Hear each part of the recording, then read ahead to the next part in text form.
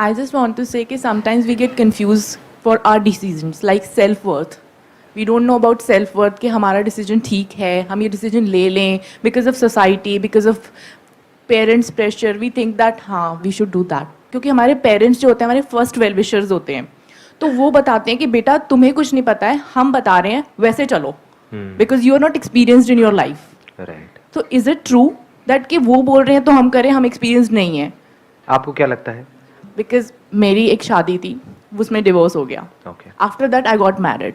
You want to share all these things on the camera? It's okay, That is fine. okay? Yeah. Okay, हाँ, बताइए। सबको पता है मेरी शादी हुई थी, देन उसके बाद दोबारा हुई है. हाँ। Now the problem is this, सबको ऐसा लगता है कि लाइफ में अगर हम कुछ कर रहे हैं और ठीक है एक्सपीरियंस तो मिल गया और लेसन भी मिल गया, but still somewhere people feel कि हाँ गलत है, you are not doing right.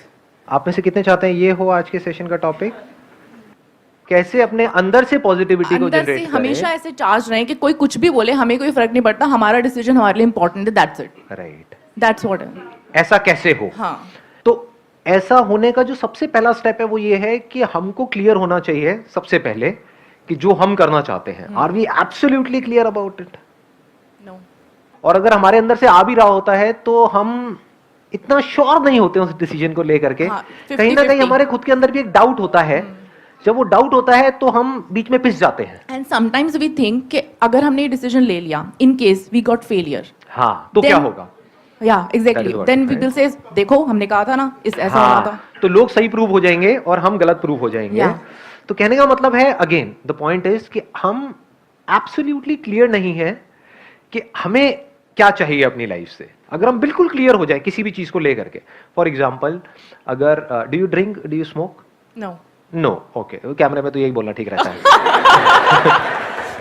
कुछ और बोल देता हूँ. You don't take drugs, right? No. तो कोई जबरदस्ती आकर के आपको ड्रग्स दे, चाहे वो आपके पेरेंट्स हों, फ्रेंड्स हों, या बहुत रिस्पेक्टेड कोई ऐसे हों, सो कॉल्ड सक्सेसफुल पीपल, वो जबरदस्ती आकर के आपको ड्रग्स दे, आप लोगे? नो. नहीं लोगे. क्यों?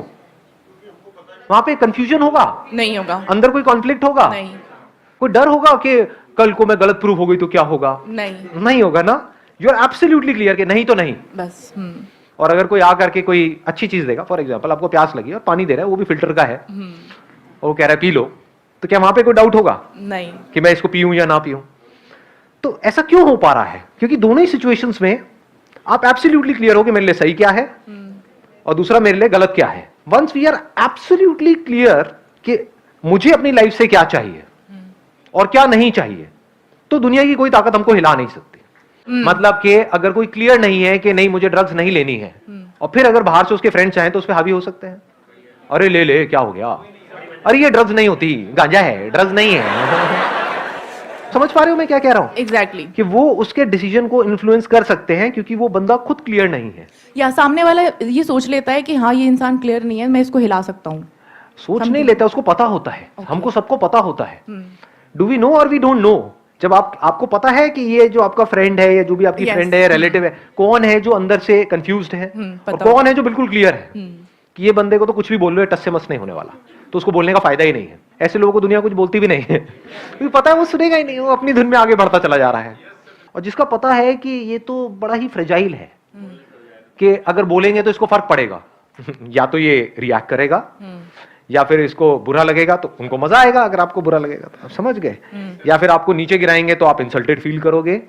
तो दुनिया खेलती रहेगी आपके साथ में. One somebody is absolutely clear कि मैं ये कर रहा हूं, तो वहां पर बाहर अगर कुछ नेगेटिव भी हो रहा होता है तो उसके ऊपर असर नहीं होता है.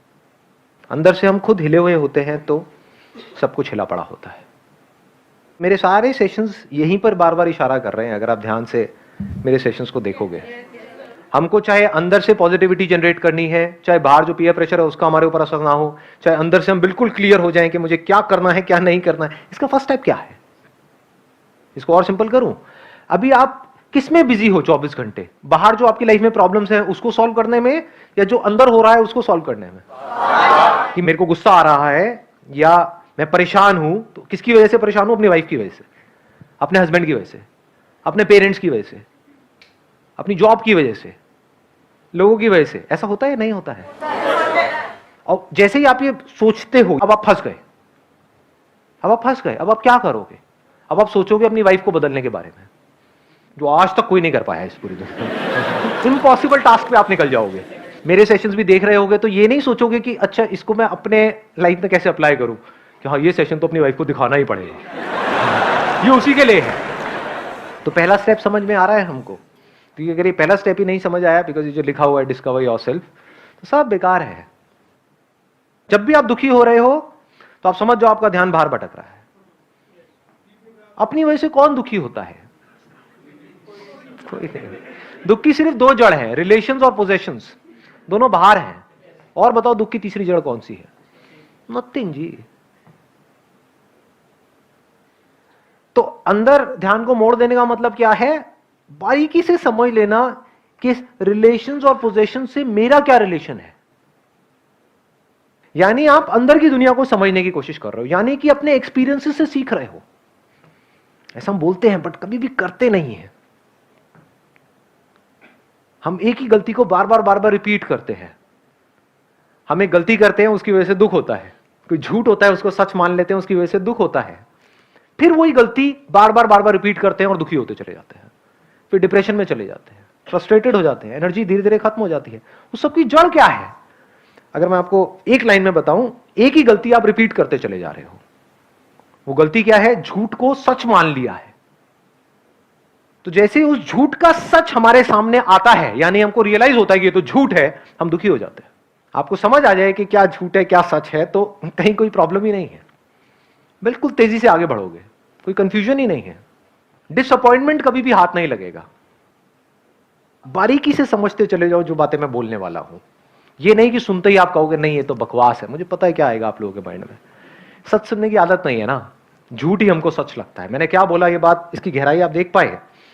जब भी आप दुखी हो रहे हो तो किसी ना किसी झूठ को आपने सच मान लिया है और दुखी हो रहे हो। बड़ी गहरी बात है ये। मतलब एक्चुअल में दुखी होने का कोई रीजन नहीं है। दुख और दर्द में हमको फर्क पता है ना? दर्द मतलब फिजिकल पेन। तो दर्द है, इस वजह से दर्द हो रहा है। दर्द मतलब यहां पे इसको ऐसे किया है ना, निशान पड़ा तो ये दर्द हुआ। This is pen. पेन है जिस वजह से दर्द हो रहा है, लेकिन उस पेन की वजह से मैं दुखी हूं या ना हूं, क्या हमारी चॉइस है या नहीं है? जब डॉक्टर कोई ट्रीटमेंट कर रहा है तो हम दुखी नहीं हो रहे होते, हम कहते हैं चलो अच्छा है, ये बला टली। 1 साल से मेरे को दर्द हो रहा था, अब इसके बाद में दर्द नहीं होगा, तो डॉक्टर जितना दर्द देना है दे दो अगले 1 घंटे के लिए, लेकिन कुछ ऐसा कर दो कि अब दोबारा दर्द ना हो। तो उस दर्द की वजह से हम दुखी नहीं हो रहे होते, सुखी हो रहे होते हैं अंदर ही अंदर। Physical pain I am talking about. What is दुख? दुख क्या होता है? कहां दर्द हो रहा है? दिखाओ। समझे मैंने क्या बोला है? जब हम कहते हैं मैं दुखी हूं, मतलब क्या? दुख मतलब क्या? कहां दर्द हो रहा है? दिखाओ। पेट में हो रहा है, हाथ में हो रहा है, यहां हो रहा है, हो रहा है, क्या हो रहा है? कहीं कोई स्वेलिंग आई हुई है, कुछ हो रहा है? व्हाट इज दुख? What is thought? अंदर ही कुछ अपने आप को बोल रहे हैं, अंदर ही कुछ सोच रहे हैं, उसकी वजह से खुद ही परेशान हो रहे हैं। मतलब खुद ही बोल रहे हैं, खुद ही परेशान हो रहे हैं, मतलब एक्चुअल में कुछ है ही नहीं। सुनो, अब आराम से बैठ करके बोलो मत, सुनने की आदत नहीं है ना, सुनो।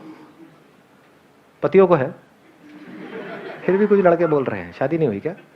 हाँ, क्या बोला मैंने? सुना ध्यान से? कुछ समझ आ रहा है? Do you want me to go deeper? दुख क्यों होता है मैंने क्या बताया? उसके 2 कॉजेज हैं, रिलेशंस और पोजेशंस।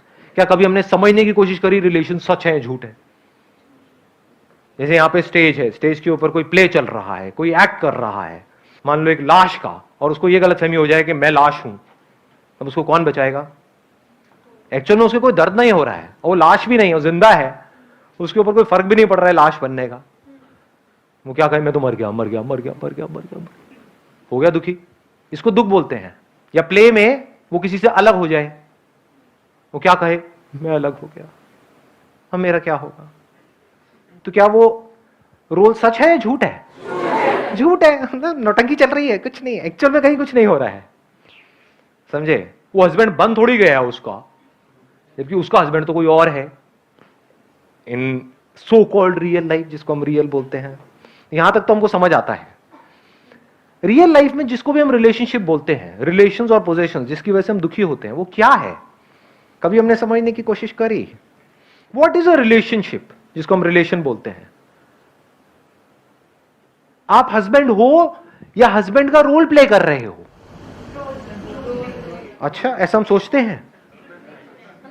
हम क्या बोलते हैं जब भी, यहां तो भी आप चल रहे हो मेरे साथ साथ में, नॉर्मली आप क्या कैसे सोचते हो?